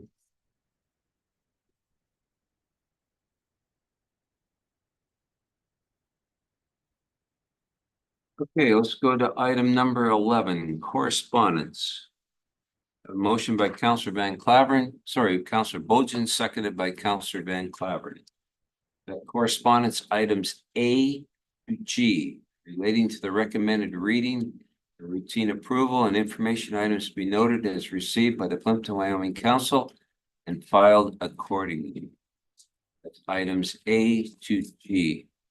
Councillor Wolvette, anything from you? Sure. Councillor Van Claveren? Nothing for me, sir. Deputy Mayor? Sir. Councillor Rodriguez? Thank you, yes. Item D is regarding a grant that was received by the St. Clair Conservation Authority to purchase some water monitoring equipment, which has become more and more vital in better being able to understand and manage and mitigate the endless amount of flooding we seem to be having,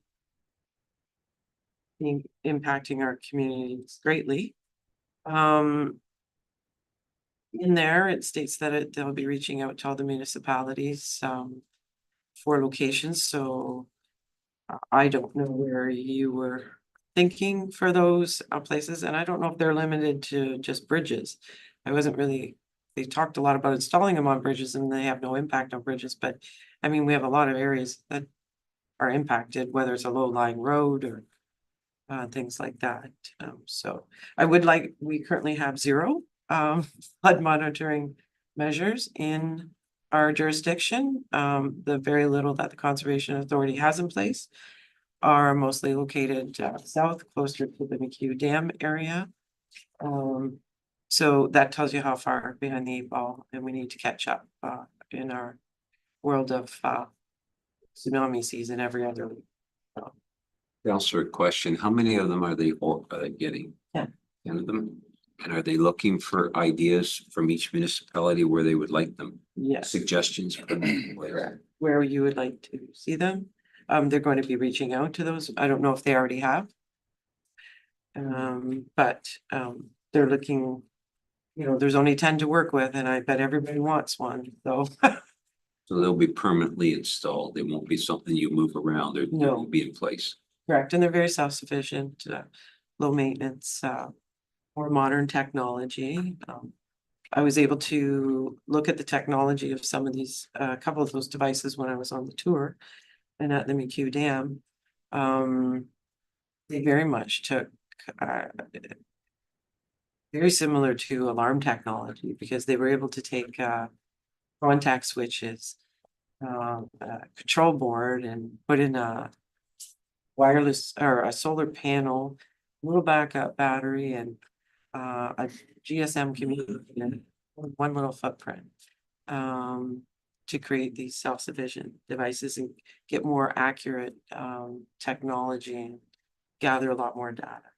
We need them desperately, I think, in a great deal of the entire their entire jurisdiction.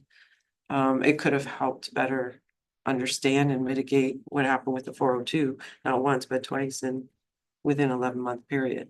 So, and look at other measures. Mr. De Silva.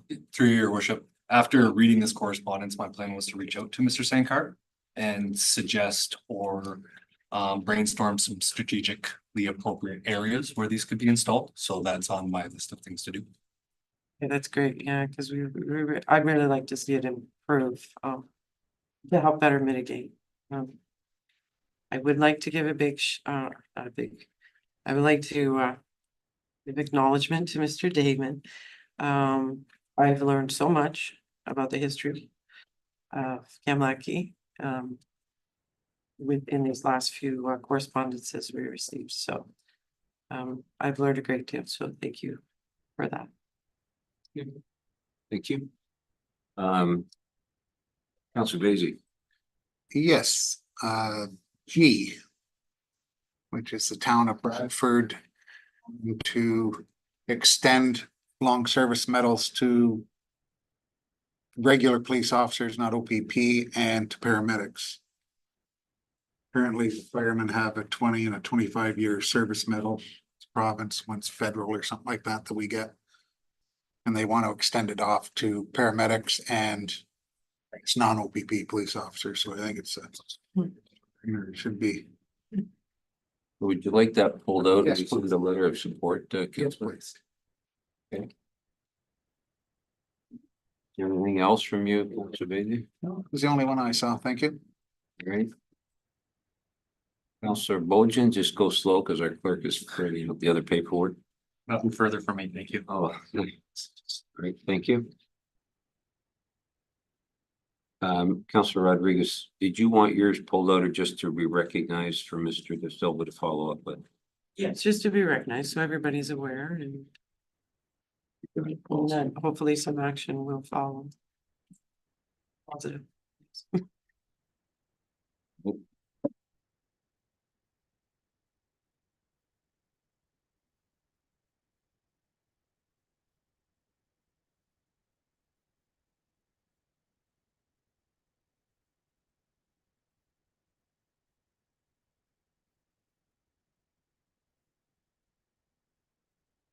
Okay, I have a motion by Councilor Bojan, seconded by Councilor Van Claveren, that the correspondence items A to G related to recommended reading and routine approval and information items be noted as received by the Plympton-Wyoming Council and filed accordingly, save and accept for item G. For the vote, all those in favor? Carried.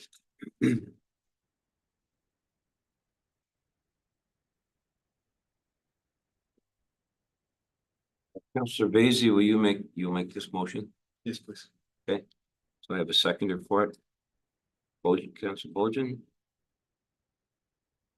Okay, moved by Councilor Basie, seconded by Councilor Bojan, that council support correspondence item G from the town of Bradford, West Gilmbury regarding Ontario Long Service medals. All those in favor? Carried.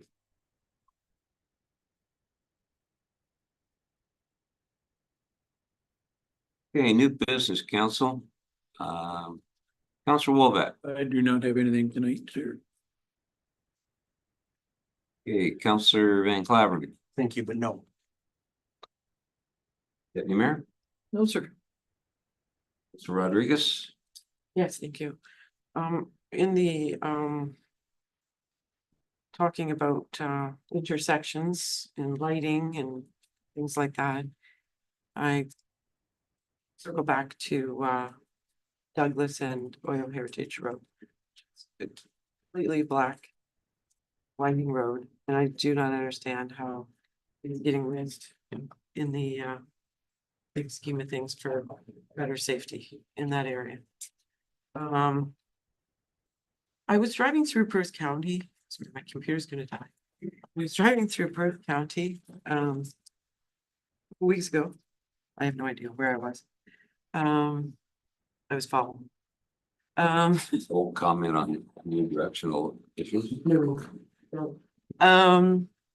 I came to this rural intersection, and they, on the stop signs, they had these lights around them, red flashing like LED lights, and mounted on the top of the stop sign with like a solar, self-sufficient solar power for these very minimal power resource that these lights require. But it really stood out, and especially in the dark when you have no other illumination, it would definitely stand out. And if nothing else, I would like to see how much something like that would cost, because we would be responsible for those stop signs, not the county. Actually, those are county stop signs. They're on Douglas. Approaching a county road is county responsibility. So was it county who installed those original signs then? Should be.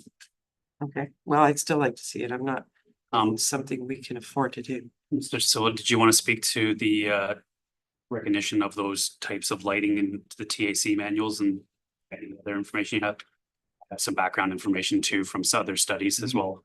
Yeah, through your worship, and you might know a little bit more than I do, but my understanding just in my previous role is that those types of signs weren't recognized as approved signs through the Ontario traffic manuals, and that they were working on getting them approved, I believe, but I don't think that's happened yet. Those municipalities took that on themselves against what would be considered standard practice. Is that your understanding as well, Mr. C? Yes, and to further that, the insurance companies are actually recommending that you do not install them unless they're approved by TAC. What happens then is called specification creep. Once one municipality starts installing steps above and beyond current specifications, and a claim happens at an intersection, they say, well, why didn't you do that? That municipality did. They are not recognized by TAC at this time. So on a technical basis, they're not typically warranted. And typically in my previous role, I was not recommending to install them because of that. And secondary, it is a county road and we don't have any authority to add signs. The county has had a lot of legislation on that. We can provide the staff reports. Matt DeLine spoke in depth to that matter at Forest Road and London Line, because there was much discussion in that regard. So we can definitely provide that technical information from the County of Lambton that they previously provided. Okay, well, I was a little thrown off by the statement that the insurance thing, well, you have it and we cause insurance to some other jurisdiction is not the object of my affection here at all. It's the safety of the people that drive through this municipality and live here. And that should supersede some insurance claim in another jurisdiction as far as I'm concerned. You did state, you did state that it was currently going through an approval process. Did I hear that correct? Through your worship, at one time, I know that they are requesting that it be reviewed. I don't know what the status of that review is now. I just know that they're not approved or they're not recommended safety devices by the Ontario Traffic Manuals or the Transportation Association of Canada. Another item that is problematic in the regard to those signs is if you install that sign and a wire goes loose and it's not there, you're vastly increasing your liability. You have to have a maintenance program on them. You have to maintain them. You can't simply just install them and leave them up. You do have to provide additional levels of service because people get used to that extra level of service. And then if that service disappears, and you did not do a patrol in the middle of the night to see that it was gone, you do put yourself at greater risk. That being said, it's at council's discretion whether they want further information in regards to the costing of those signs. But I would suggest, given that it's not a standard practice from TAC or OTM, that a motion to council would be preferred to obtain that information. So Vacy, Yes, I've seen those actually too, but if we put it at one corner and somebody runs a stop sign at a different corner, are we liable now because we didn't put them on every corner? That argument could be made, and that's why the insurance companies are proposing caution in that regard.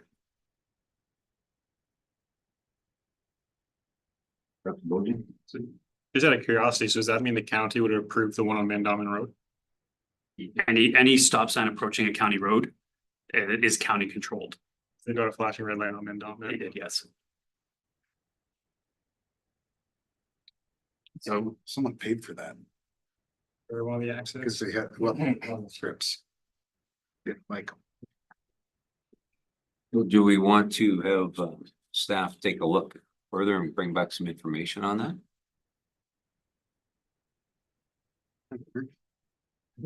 I would certainly say so, Mr. Mayor. Over here. I would just like to see something done with that intersection, period. So And if it's something that's feasible or not overly burdensome, I think it's just important for the safety of our community. And it has to go through the county, but the county has also told us freely that we can do something when we've discussed this before at our cost. So. again, but where you will get challenges. Every county road, every town road that meets a county road, will we be installing that sign after? And without clear direction from TAC or OTM on where those signs are warranted, when you should install them, how you should maintain them, you do put yourself at a greater risk.